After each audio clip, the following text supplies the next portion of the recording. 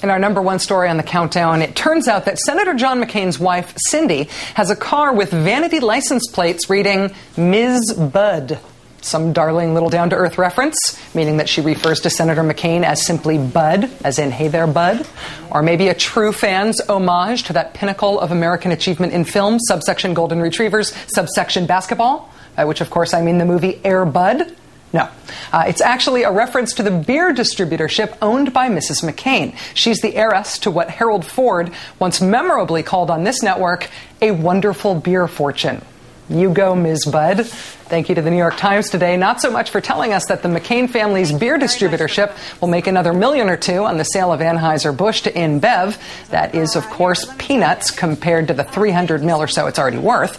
We thank the Times instead for the revelation that Mrs. McCain zips around Phoenix with those Ms. Bud vanity plates. Mrs. McCain says, though, that getting around the state requires something more than a car, as Mrs. McCain explains when asked why she got a pilot's license. Oh, gosh, my husband was running for the Senate in Arizona, and in Arizona, the only way to get around the state is by small private plane. Right. You can't get around Arizona by car because Senator McCain's aversion to pork barrel spending in a country that only funds transportation by pork barrel spending means that Arizona has no roads or bridges? I kid. No less ridiculous, though. Governor Tim Pawlenty of Minnesota asked this weekend if his new haircut was part of a strategy to be Senator McCain's vice presidential pick. His answer basically, what, this old hairdo? Heavens, of course not. And guess which economic advisor of Senator McCain invested $15,000 in a softcore porn film at the urging of his brother-in-law? It's a flick called Truck Stop Women, with the tagline, "No rig was too big for them to handle." That would be former Senator Phil Gramm, of course. The movie Gramm tried to invest in was oversold, so Graham's money ended up getting returned to him. That's according to Max Blumenthal of the Huffington Post. Quickly, let's bring in comedian Christian Finnegan, also a contributor to VH1's Best Week Ever. Hi, Christian. Good evening to you, Rachel.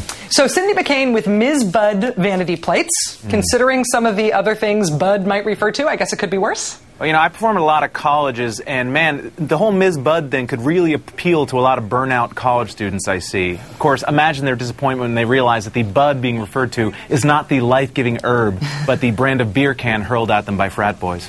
Does it make you wonder what vanity plate she has on her other cars? Well, I've actually done a little research on this. I did a little Googling. This is one of her other license plate. I believe it's pronounced Creepy Eyes. This was the license plate. This was the license plate she had when she met Senator McCain. I think this is what caught his eye. It's "I like 'em old." And this one is "Sucks to be you," which doesn't seem bad on the surface, but this is the license plate to Cindy McCain's diamond-covered hovercraft. Not exactly the way to show the common touch. Christian, in the CNN interview, Mrs. McCain explained how she got her pilot's license as a way of overcoming her fear of flying, which actually is truly impressive. But then she blurted out, quote, "And I wound up loving it and buying a plane." I mean, I'm not accusing her of elitism or anything, but I'm guessing she might want to leave that last part out of her campaign appearances. I'm more annoyed by her claim that private plane is the only way to get around Arizona. I mean, I know for a fact they have those old-timey railroad hand carts. In fact, if they want to counter claims of elitism, the McCains should ride the rails for a couple months. I mean, can you kind of picture it? John McCain with all of his belongings and a bandana tied to a stick. Cindy McCain entertaining a bunch of hobos with a jaunty harmonica tune. I mean, the PR writes itself. The hobo tour.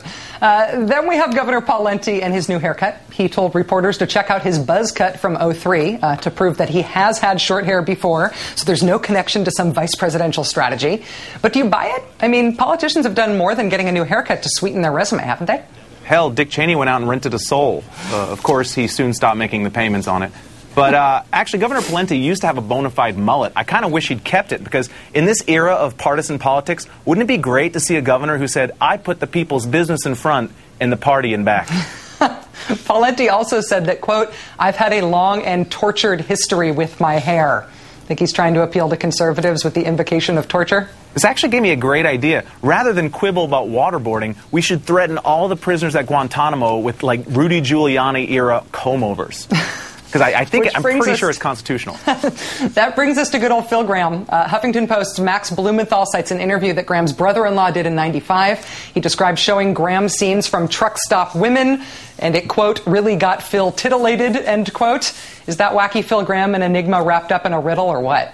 By the way, the director's commentary on Truck Stop Women is superb. But, you know, I think that, you know, McCain, I think Graham should take his interest in softcore porn and apply it to the economy. Like, think of the economy as the sexy warden of an all-female prison. If you want your shower privileges, you have to stimulate that economy. Comedian Christian Finnegan, regular contributor to VH1's Best Week Ever, thank you for joining us.